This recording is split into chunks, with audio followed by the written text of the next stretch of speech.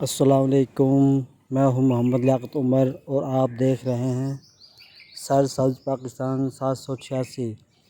آج میں آپ کو بتاؤں گا زیتون کی لرننگ کے بارے میں، زیتون کی لرننگ کس طرح کی جاتی ہے اور یہ کس موسم میں کی جاتی ہے۔ یہ ہمارے پاس سوائل ہے، اس میں ہم کمپوسٹ مکس کریں گے۔ کمپوسٹ پتوں کی کھاد کو کہتے ہیں، پتوں سے بنی ہوئی کھاد ہم اس لیے مکس کرتے ہیں تاکہ ہماری مٹی سخت نہ ہو، نرم رہے۔ اس میں ہم تھوڑا سا پانی مکس کر کے اس کو نمی دے لیں گے۔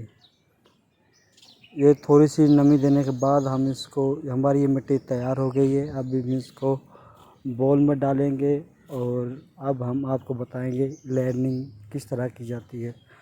یہ ہمارے پاس زیتون کا پودا ہے، ہم اس میں ایک کٹ لگائیں گے۔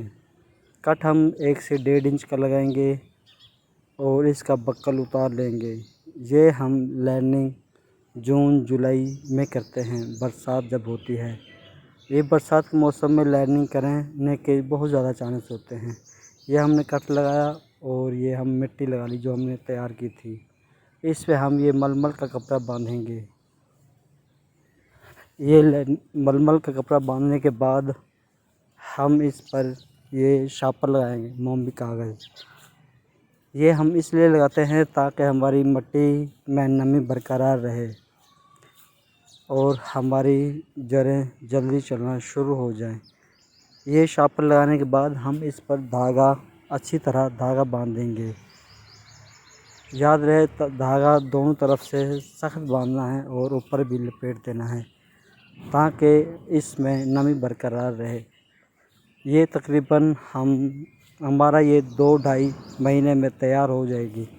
اس میں جڑیں نکلنا شروع ہو جائیں گی تو ہم اسے نیچے سے کاٹ دیں گے۔ ادھر سے کاٹ کر تو ہم یہ گملے میں یا زمین میں شفٹ کر لیں گے۔ آپ اگر ہمارے چینل پر نئے ہیں تو اس کو سبسکرائب کریں، لائک کریں اور بیل آئیکن کو ضرور سبسکرائب کریں۔ مزید ویڈیو معلوماتی ہم آپ کو بناتے رہیں گے۔ انشاءاللہ آپ ہمیں سپورٹ کریں۔ یہ اس طرح قلم آتی ہے۔ شکریہ۔